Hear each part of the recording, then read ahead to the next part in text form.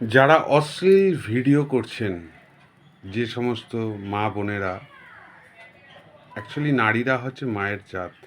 আমি সেই সমস্ত বন্ধুদের বলছি, সামান্য দুটো ভিউসের জন্য আপনারা যে ধরনের ভিডিও করছেন, এরপরে হয়তো ফেসবুক থেকে অনেকে বিদায় নেবে।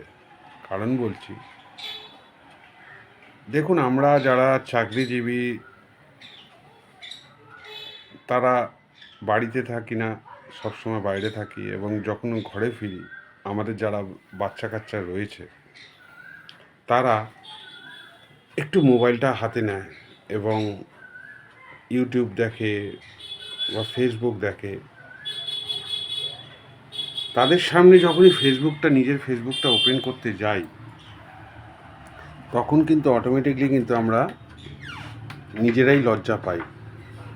কারণ আপনাদের যে সমস্ত ভিডিওগুলো আমাদের ফেসবুকের সামনে চলে আসে আমাদের মোবাইল খুললেই, তাতে আগামী দিনের বাচ্চাদের ভবিষ্যৎ একটু অন্য জায়গায় চলে যাচ্ছে। আমি সেই সমস্ত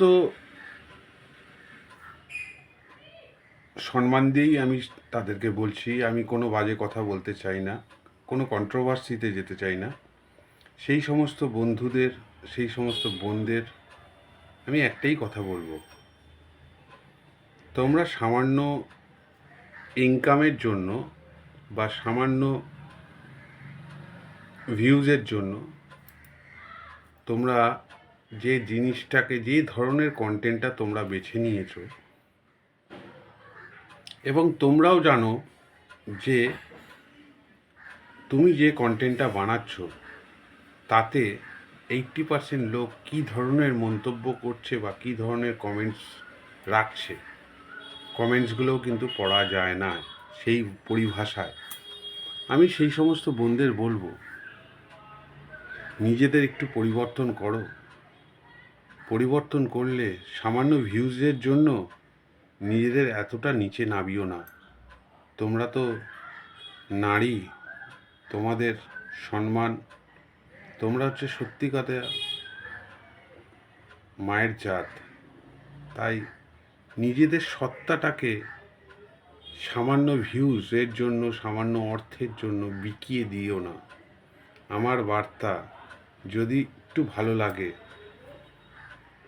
আমি সকল বন্ধুদের বলবো, দয়া করে ভিডিওটা একটু বেশি করে শেয়ার করুন।